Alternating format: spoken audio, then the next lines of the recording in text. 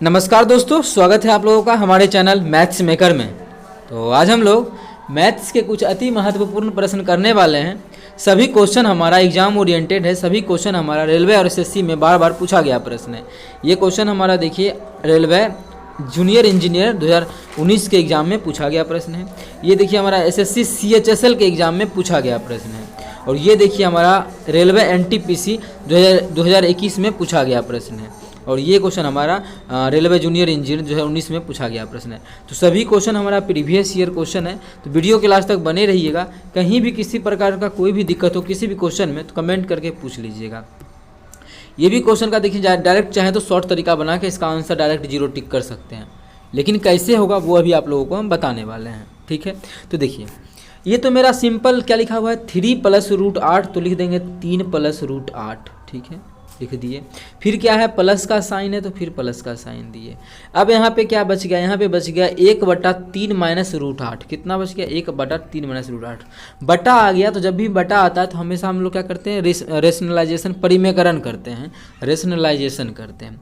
परिमेयकरण करने में भी एक तरीका याद होना चाहिए। अगर इसका स्क्वायर और इसके स्क्वायर का अंतर 1 है, जो भी यहाँ पे दिया रहता है इसके स्क्वायर और इसके स्क्वायर का अंतर अगर 1 है तो इसका जो हर परिमेयकरण करते हैं उसका डायरेक्ट मतलब ये ऊपर हो जाता है, तो डायरेक्ट हम इसको लिखते हैं 3 + √8 हो जाता है।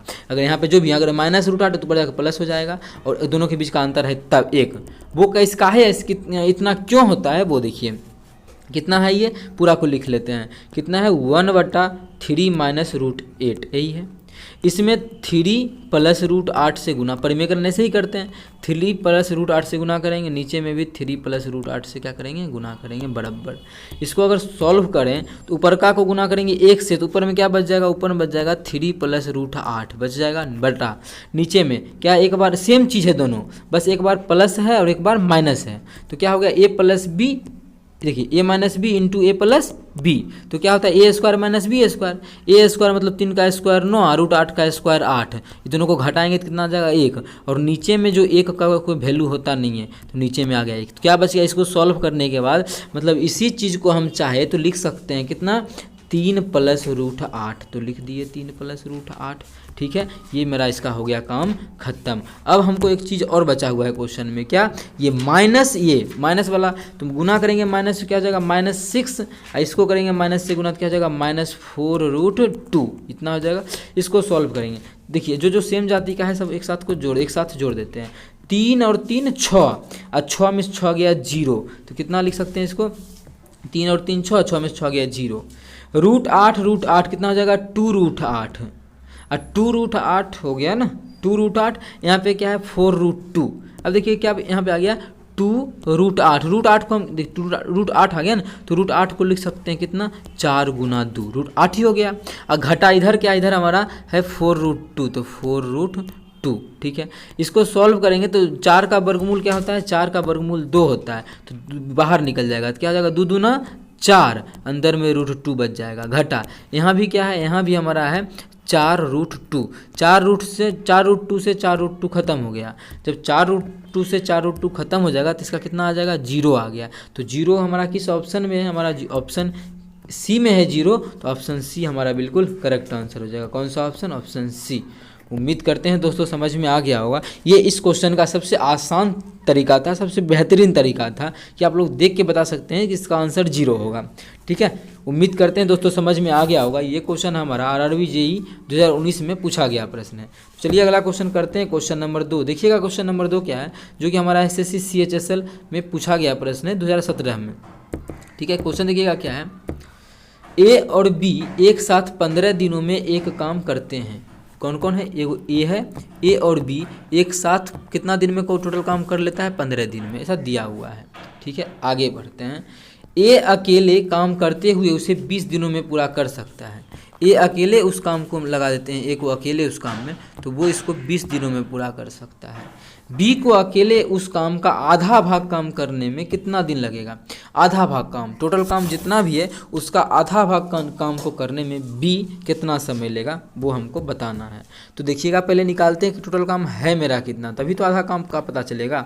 तो टोटल काम कैसे निकालते हैं तो उसका तरीका सबसे अच्छा बताया है। लघुत्तम ले लेते हैं दोनों का, टोटल यूनिट काम निकल जाता है। तो 15 और 20 का लघुत्तम कितना हो जाएगा 60। तो 60 जो निकल गया वो टोटल यूनिट काम निकल गया, मतलब 60 यूनिट काम जो है वो हमारा टोटल है। टोटल काम कितना है 60 यूनिट काम है। ए और बी मिलके कुल काम का मतलब 60 हिस्सा काम, कुल काम को 15 दिनों में करता है। तो कुल काम को मतलब 60 हिस्सा काम, 60 हिस्सा काम को 15 दिनों में करता है। तो एक दिन में कितना काम करेगा ए और बी मिलके, एक दिन में 4 हिस्सा काम करेगा। कितना हिस्सा 4 हिस्सा। ए अकेले 20 दिन में टोटल काम करता है, तो एक दिन में कितना काम करेगा 20 या 60 कितना 3 हिस्सा काम करेगा। ठीक है, 3 हिस्सा काम करेगा। अब देखिए ए का तो ए अकेले भिराते हैं तो 3 हिस्सा काम करता है ना, अगर ए को अकेले भिराते हैं तो 3 हिस्सा काम करता है। और अगर ए और बी को मिलाते हैं तो एक दिन में 4 हिस्सा काम करता है। ए और बी को मिलाते हैं 4 हिस्सा करता है, और जिसमें कि ए का मान कितना है 3 है, तो ए प्लस बी का मान कितना है 4 है। और बी का मान कितना हम लोग निकाले हैं, बी का मान हम लोग 3 निकाले हैं। तो हम बोल सकते हैं यहाँ से ए का जो मान होगा, मतलब ए जो है एक दिन में कितना काम करता होगा, एक काम करता होगा, क्योंकि 3 हिस्सा तो एक का था। तो बी कितना, बी जो है बी हमारा एक दिन में कितना काम करता है, बी हमारा एक दिन में एक हिस्सा काम करता है। ठीक है, इसको थोड़ा सा छोटा कर लेते हैं। अब टोटल काम हमारा है कितना 60 यूनिट काम है, लेकिन 60 यूनिट काम नहीं करना है, बोला है उस काम का आधा भाग काम। टोटल काम है कितना 60 है, तो इसका आधा काम कितना होगा, 2 से भाग करेंगे तो आधा काम हो जाएगा 30 काम। अब ए एक दिन में एक काम करता है, ये जो है एक दिन में एक काम करता है, तो 30 काम को करने में कितना टाइम लगेगा, तो 1 से भाग कर देंगे तो हमारा 30 लगेगा, मतलब 30 ही दिन लगेगा। मतलब ए को आधा काम करने में टोटल 30 दिन का समय लगेगा, जो कि हमारा किस ऑप्शन में है तो हम लोग देख पा रहे हैं ऑप्शन जो दूसरा ऑप्शन है, ऑप्शन दूसरा हमारा 30 दिन बिल्कुल करेक्ट आंसर हो जाएगा। कौन सा ऑप्शन, ऑप्शन दूसरा। उम्मीद करते हैं दोस्तों समझ में आ गया होगा। कहीं भी किसी प्रकार का कोई भी दिक्कत हो किसी भी क्वेश्चन में तो कमेंट करके पूछ सकते हैं। सभी क्वेश्चन हमारा प्रीवियस ईयर रेलवे और एसएससी का बहुत ही इंपॉर्टेंट क्वेश्चन है। ठीक है, तो चलिए अगला क्वेश्चन करते हैं। क्वेश्चन नंबर 3 देखिएगा। क्वेश्चन नंबर 3 क्या है, ये भी आरआरबी एनटीपीसी 2021 में पूछा गया प्रश्न है। क्या है, एक रेलगाड़ी 75 किलोमीटर प्रति घंटा की एक समान चाल से चल रही है। 75 किलोमीटर प्रति घंटा की एक समान चाल से एक रेलगाड़ी चल रहा है। 20 मिनट में वह कितनी दूरी तय कर लेगा, हमसे ये पूछा है 20 मिनट में। ठीक है, 20 मिनट में कितना दूरी तय कर लेगा। सबसे पहले ये हमारा किस में दिया है, किलोमीटर प्रति घंटा में दिया है, और हमको जो निकालना है 20 मिनट में निकालना है, मिनट का दिया हुआ है। तो मिनट को भी घंटा में बदल लेते हैं। 20 मिनट है ना, तो इसको घंटा में बदलेंगे, 60 से भाग कर लेंगे तो कितना हो जाएगा, 20 दिया 60 कितना आ गया, 1/3 घंटा। कितना, 1/3 घंटा, 1/3 आवर।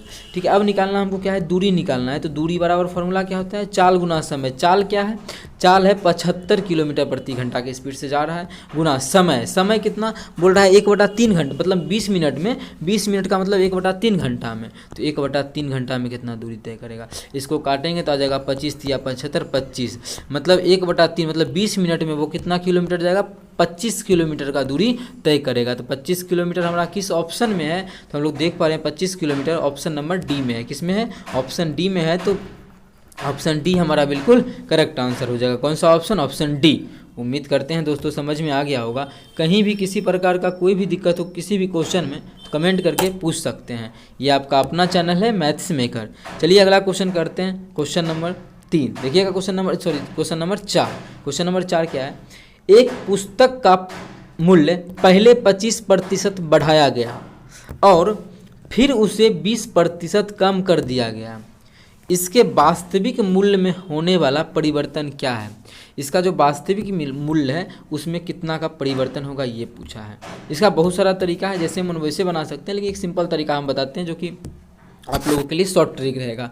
ये भी क्वेश्चन हमारा आरआरबी जेई में पूछा गया प्रश्न है, बहुत ही अच्छा क्वेश्चन है। ठीक है, तो देखिएगा, एक पुस्तक का मूल्य पहले 25% बढ़ाया गया। तो कोई भी चीज़ का अपने आप में टोटल दाम जो होता है वो 100% होता है, 100% होता है।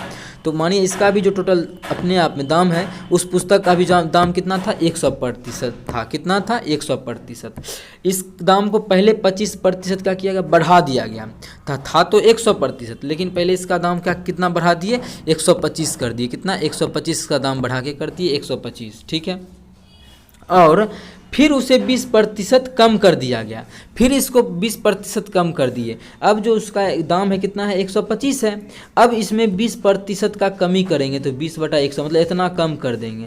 तो 20 पचे 100, आप 5 से इसको काटेंगे तो 5 दूना 10 पचे 25, मतलब कितना का कम करेंगे, इसमें 25 का कम कर देंगे। तो 125 में 25 का कम करेंगे, इसमें 25 का कम करेंगे, तो अब जो बेचेंगे तो 25 घटा देंगे, तो कितना में बेचेंगे, 100 में बेचेंगे। कितना में बेचेंगे, 100 में हम इस वस्तु को बेचेंगे। तो पूछ रहा है इसके वास्तविक मूल्य में होने वाला परिवर्तन क्या है। इसका वास्तविक मूल्य पहले कितना था, 100% था। अभी भी इसका वास्तविक मूल्य कितना आ गया, 100% ही आ गया। कुछ चेंज हुआ, नहीं हुआ, तो कोई परिवर्तन नहीं होगा। कौन सा ऑप्शन में है, ऑप्शन डी में, बी में है, तो ऑप्शन बी हमारा बिल्कुल करेक्ट आंसर हो जाएगा। ठीक है। अब देखिए पहले 25% बढ़ाए थे, बाद में 20% कम किए हैं, फिर भी हमारा कोई परिवर्तन नहीं हुआ। ठीक है। उम्मीद करते हैं दोस्तों समझ में आ गया होगा। कहीं भी किसी प्रकार का कोई भी दिक्कत हो तो पूछ सकते हैं। इसी क्वेश्चन में था कि पहले 25% बढ़ा दिया गया, इतना हो गया, फिर से 25% घटा देते, फिर से 25% अगर घटाते तो फिर देखते कि उस समय क्या होता है, लाभ होता है कि हानि होता है। उस समय कुछ ना कुछ होता।